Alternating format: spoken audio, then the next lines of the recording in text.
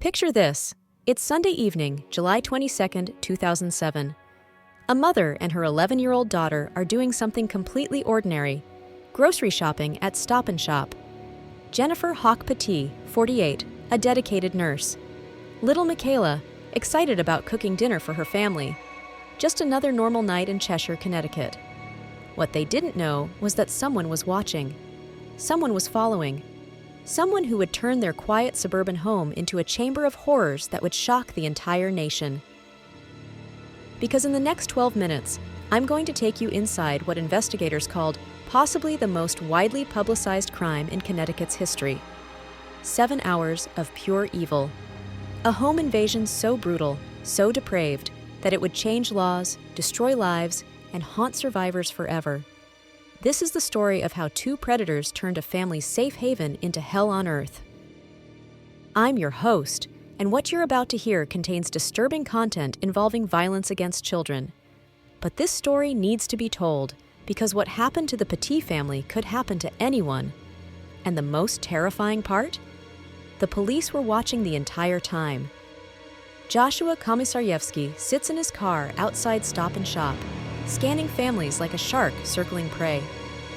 When he sees Jennifer and Michaela Petit, something clicks in his twisted mind. The well-dressed mother, the innocent 11-year-old girl, the expensive car suggesting wealth inside their home. He follows them home, memorizing every turn, every street, every detail of their house at 300 Sorghum Mill Drive. That night, the text messages begin. Stephen Hayes to Komisaryevsky. We still on? Komisaryevsky. Yes. Hayes. Dude, the horses want to get loose. LOL.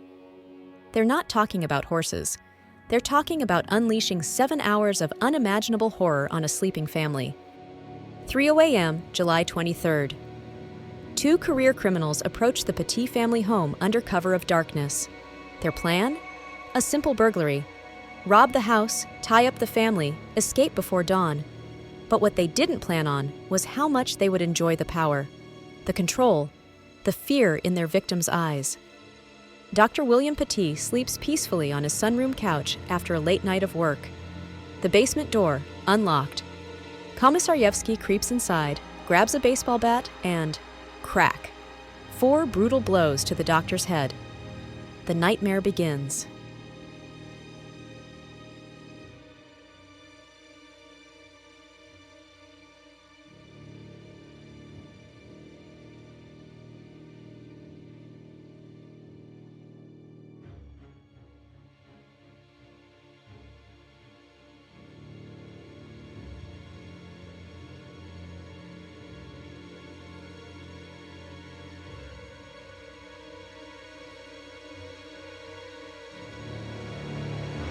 Jennifer Petit wakes to find 2 strangers in her bedroom.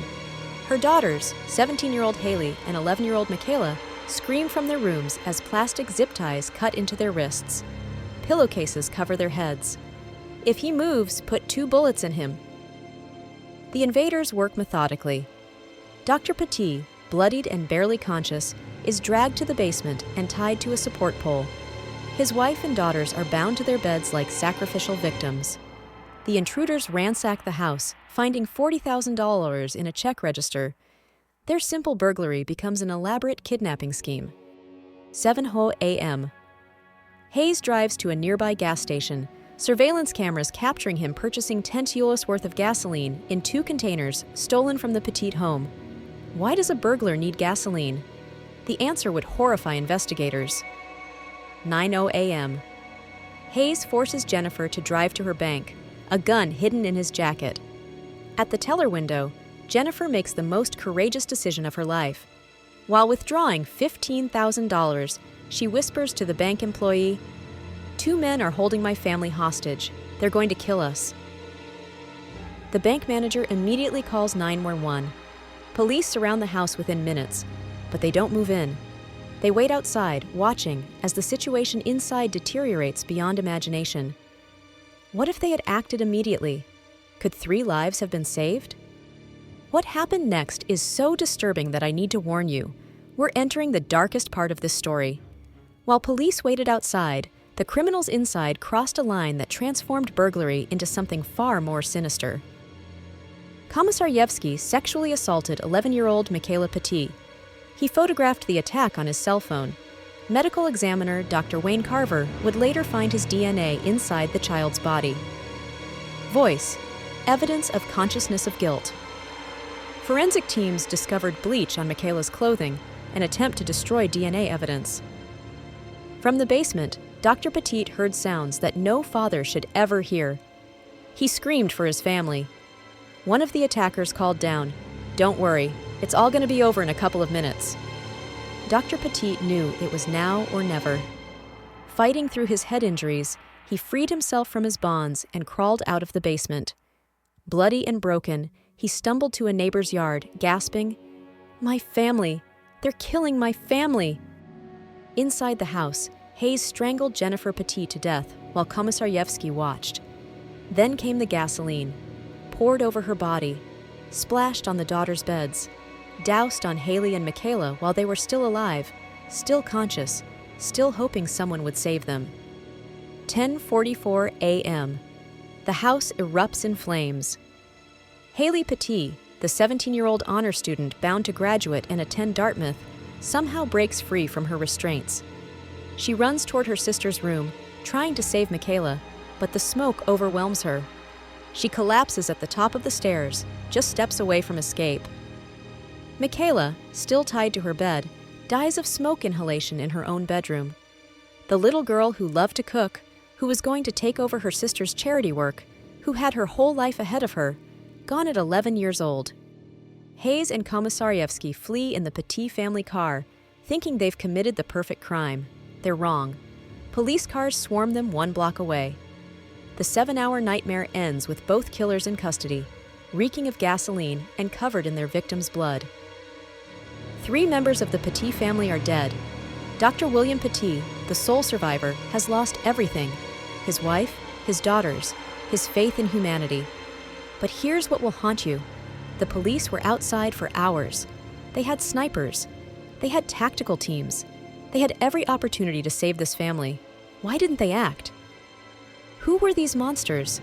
Stephen Hayes, now known as Linda Mai Lee after transitioning in prison, a career criminal with 30 arrests spanning decades.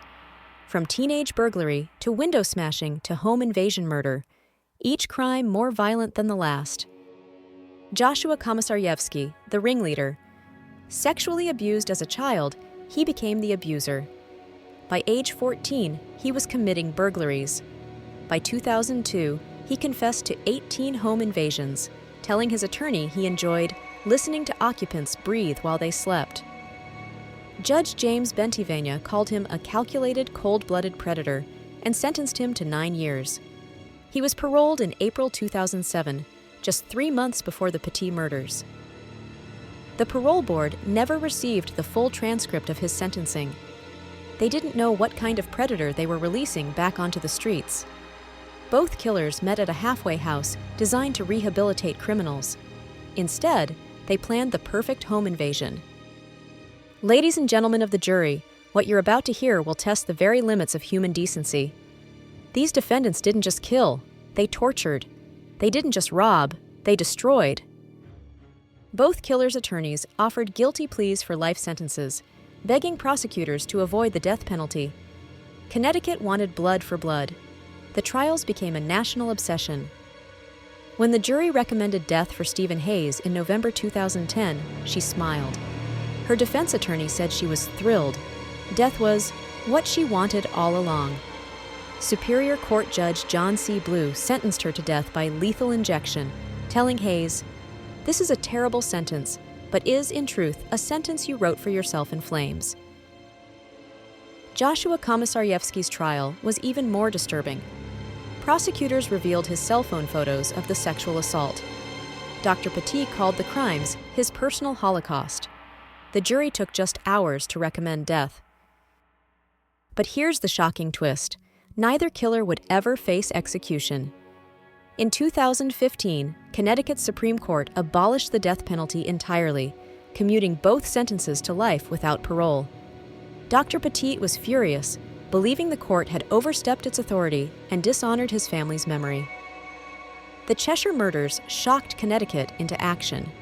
Governor M. Jody Rell immediately ordered electronic monitoring for paroled burglars. Home invasion became a specific crime with sentences up to 25 years. The entire parole system was reformed to prevent another Komisarjevsky from walking free. Dr. Petit refused to let his family die in vain. He established memorial funds in their honor: Haley's Hope for Multiple Sclerosis Research, Michaela's Miracle Scholarship Fund.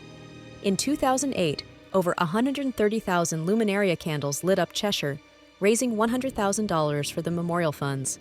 An entire town healing together. Dr. Petit eventually found love again, marrying Christine Palouf in 2012.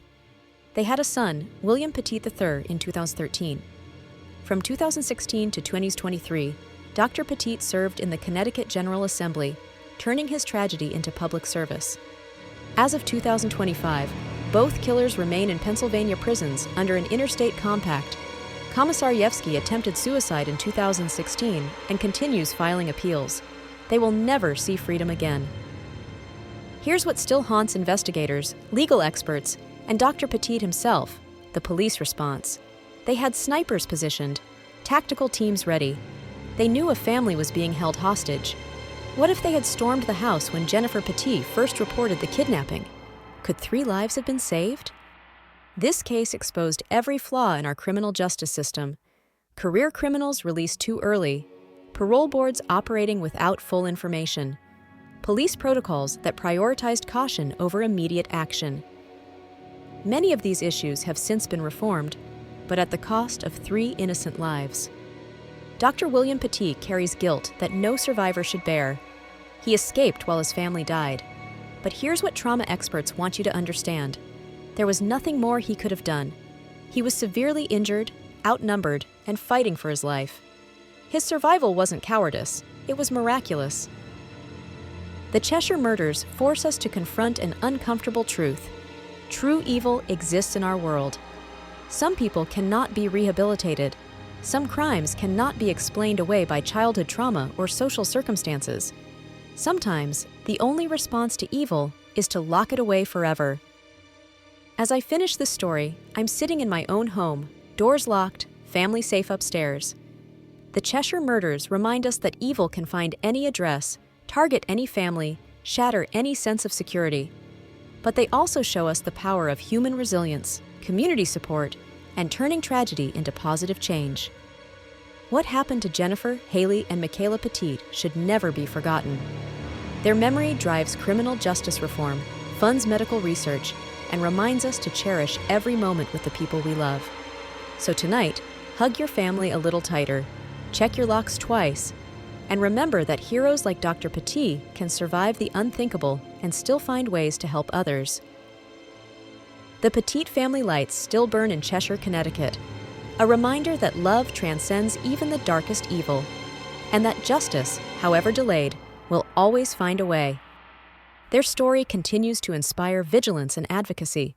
It serves as a stark reminder of the fragility of life. The Petit family's legacy endures, a testament to resilience.